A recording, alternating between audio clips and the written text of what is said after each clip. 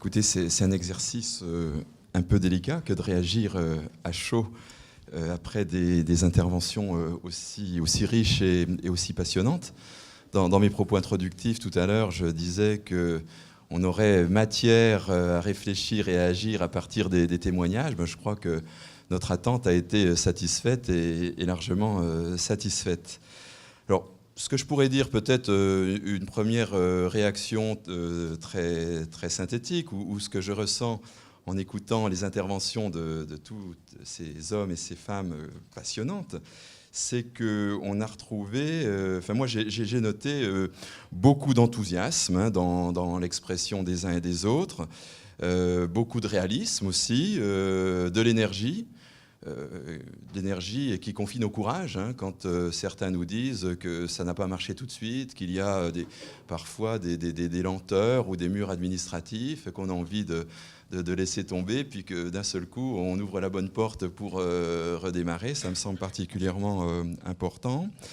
Il y a des valeurs aussi qui ont été exprimées, comme la solidarité, et notamment dans la plupart des propos, l'attention qui est portée aux autres.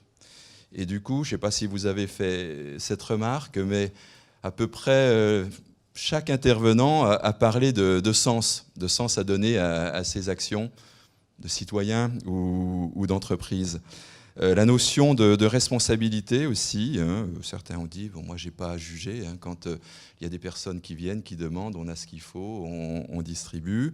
Et également la responsabilité quand dernièrement, effectivement, il était précisé qu'il y a des actions qui étaient engagées par des entreprises dans le respect des règles économiques. Il ne s'agit pas de tout ficher en l'air, mais donc d'assurer une véritable responsabilité. Et puis surtout, là aussi, ce que j'ai noté, c'est énormément de créativité dans l'expression des initiatives qui ont réussi d'ailleurs. Donc tout à l'heure, j'évoquais la notion de sens qui a été présente dans toutes les interventions. Il y a un autre mot qui a été exprimé par chacun, c'est celui de plaisir. Donc là aussi, j'ai noté que chacun, dans son action, avait intégré cet aspect. Et dans l'environnement que nous connaissons aujourd'hui, le fait d'engager ces démarches avec enthousiasme, avec plaisir et en donnant du sens, je crois que là aussi, ça a une certaine valeur que nous allons essayer d'injecter dans les projets que nous avons dans cette politique de lutte ou dans cette contribution à la lutte contre le gaspillage alimentaire. Alors c'est la raison pour laquelle, dans le cadre des instances du groupe Agrica, nous allons rebondir et reprendre, exploiter tout ce qui a été évoqué ici même. Donc là aussi, ce sont quelques pistes. Ça ne veut pas dire que ça se traduira exactement comme cela. Peut-être que d'autres pistes seront à mettre à étudier. Mais dans les pistes, je pense que compte tenu de ce qui est notre domaine d'activité, participer à l'effort de prévention dans le domaine de la nutrition, ça peut venir en cohérence avec ce qui a été évoqué cet après-midi. On peut avoir des actions d'information, d'éducation sanitaire auprès de l'ensemble de nos publics et donc faire un lien avec ce qui a été exposé.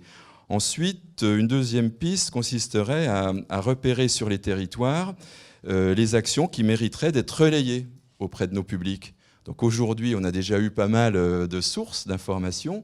On peut continuer dans cette démarche, relayer et ainsi s'inscrire dans cette dynamique de développement.